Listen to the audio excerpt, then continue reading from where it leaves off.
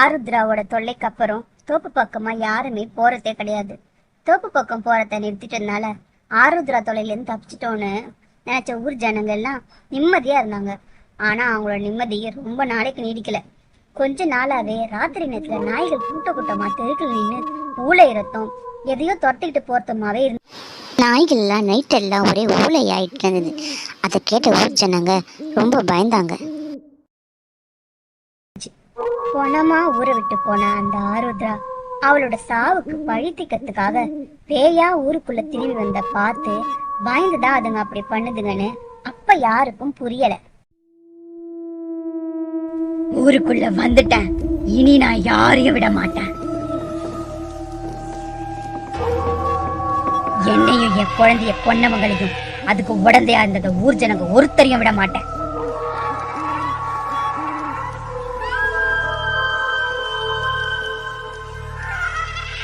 ஒரு நாள் நடுராத்திரி திடீர்னு வீடுங்கெல்லாம் தீப்பத்தி எரிய தொடங்கிடுச்சு.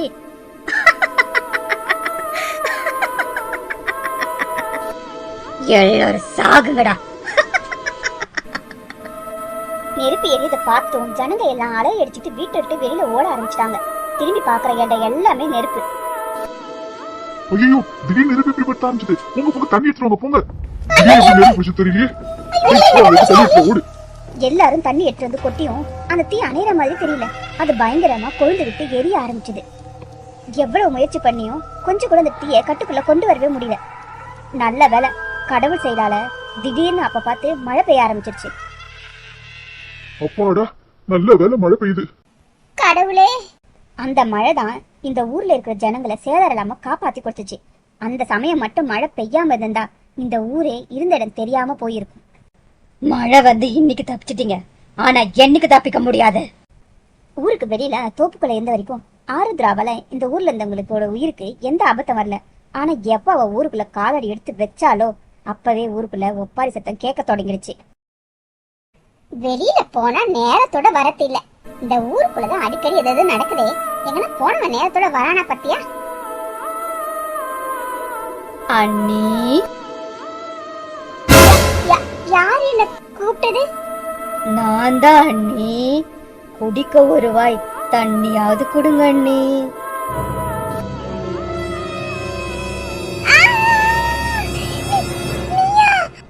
நான் தாண்டி.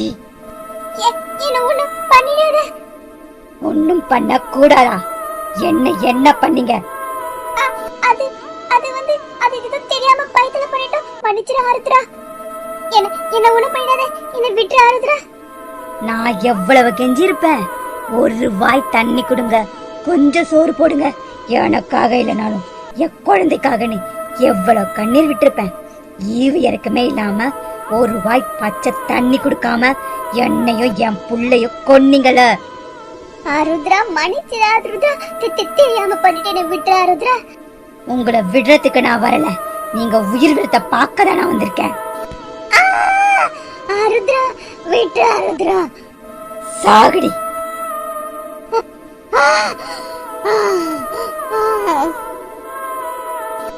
ஒன்ன மாதிரியே இந்த வீட்டுல இருக்க எல்லாரையும் கொல்லுவேன், ஒருத்தரையும் விட மாட்டேன்.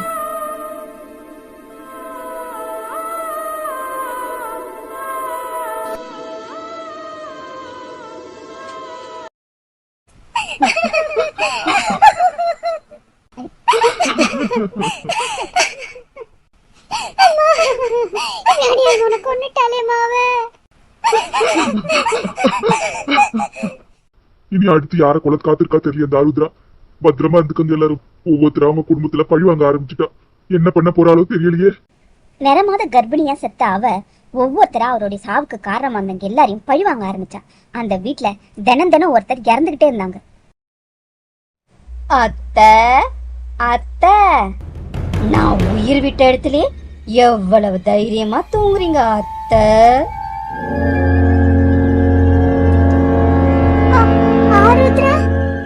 நானே தான் அத்தை. உங்களுக்கு இருந்தாலும் ரொம்ப தைரியம் அத்தை. என்ன பட்டினி போட்டு கொன்ன இடத்துலயே நிம்மதியா வந்து தூங்குறீங்களே, ரொம்ப தைரியம் உங்களுக்கு. ஆருத்ரா, நீ இப்ப எதுக்கு இங்க வந்த? போடி.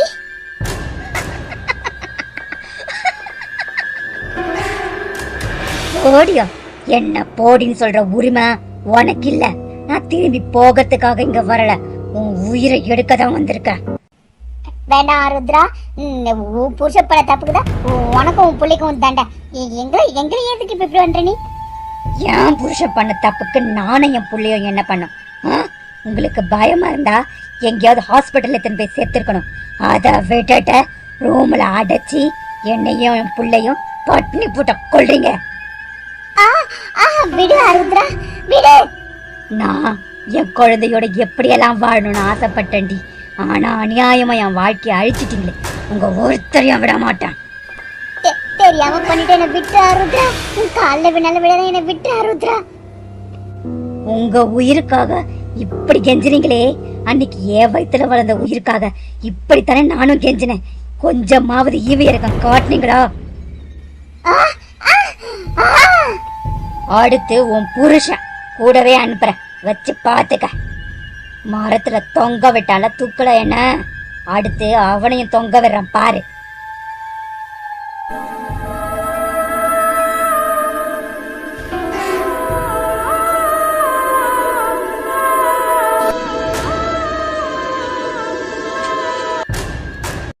பொண்டாட்டியும் செத்துட்டா, பொண்ணு மாதிரி வளர்த்தவள செத்துட்டா. எல்லாத்துக்கும் காரணம் அந்த ஆருத்ரா தான். அவள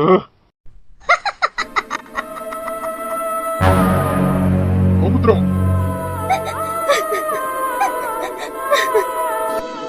ஆருத்ரா,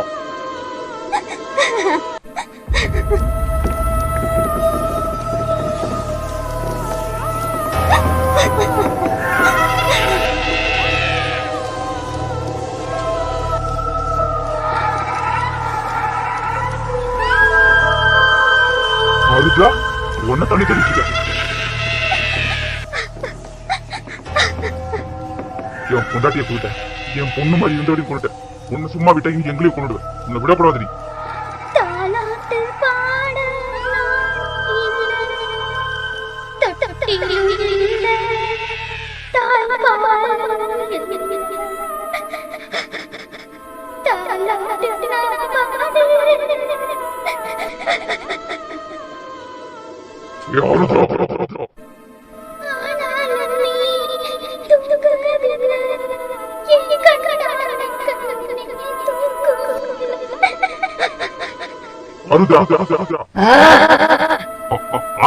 எதுக்கு என் பொண்டாட்டி என் பொண்ணு கொன்ன?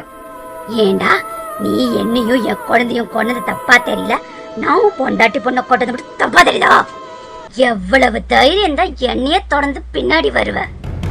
உங்களெல்லாம் கொல்டன் தெரிஞ்சும் என் பின்னாடி வர அளவுக்கு உனக்கு தைரியம் இருக்குல்ல? அந்த தைரியம் ஏண்டா என் புருஷ விஷயத்துல இல்லாம போச்சு? ஒரு வியாதிக்காக பயந்து என்னையும் அநியாயமா இந்த உலகத்தையே பார்க்காத குழந்தையும் அழிச்சிட்டீங்களடா. உன்னை விடத்துக்காக வரல. என்னை எந்த மரத்துல தொங்க விட்டீங்களோ அதே மரத்துல உன்னை தொங்க விட நான் வந்திருக்கேன். விடு, என்ன விடுடி. சாகு, சாகுடா.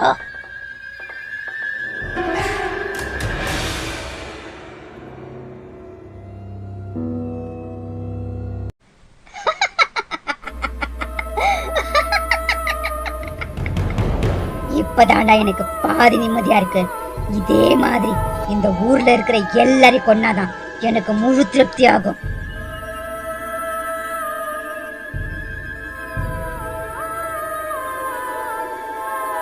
பழி வாங்கணும்னு துடிச்ச அந்த ஆத்மா அவங்க வீட்டுல இருந்த ஒவ்வொருத்தரையா கொல்ல ஆரம்பிச்சது. அவங்க வீட்டுல இருக்கவங்க இறக்கத்தை பார்த்ததும் எங்க அந்த வீட்டு பக்கம் போனா நம்ம உயிருக்கு ஏதாவது ஆயிடுமோன்னு பயந்து செத்தவங்களை தூக்கிட்டு போய் அடக்கம் பண்றதுக்கு கூட ஊர்ல இருந்து யாருமே போகல. ஒரு நாள் அந்த வீட்டுல இருந்து எந்த சத்தமும் வரல. ஏன்னா அதுக்கப்புறம் அந்த வீட்டுல சாகறதுக்கு யாரும் இல்ல, செத்தவங்களுக்காக அழத்துக்கு கூட யாரும் இல்ல. ஓடி ஒளியத்தால ஆருத்ரா கிட்ட இருந்து தப்பிக்க முடியாதுன்னு எல்லாரும் புரிஞ்சுக்கிட்டு, பிரச்சனைன்னு ஒண்ணு வரும்போதுதான் நமக்கு கடவுள் ஒருத்தர் இருக்கிறதே ஞாபகம் வரும். ஊர்க்காரங்களுக்கும் உயிர் போற நிலைமையில தான் கடவுள் ஞாபகம் வந்தது. கடவுள் தான் இந்த ஆபத்துல இருந்து நம்மளை காப்பாத்தணும் அப்படின்னு ஊர் ஜனங்க கையெடுத்து கும்பிட்டு கேட்டுக்கிட்டாங்க. அதனால கடவுள் தான் இந்த ஆபத்துல இருந்து காப்பாத்தணும்னு ஊர் ஊரா போய் கோயில் கோயிலா அலைஞ்சு தினம் ஒரு பூசாரிய கூட்டிட்டு வந்து யாகம் ஹோமம் எல்லாம் பண்ண ஆரம்பிச்சாங்க. பரிகாரம் ஹோமம் எல்லாம் செஞ்சோம், எந்த பிரயோஜனமும் இல்ல. நாளுக்கு நாள் அவளோட தொந்தரவு அதிகமாயிட்டேதான் இருந்தே தவிர கொஞ்சம் கூட குறையில.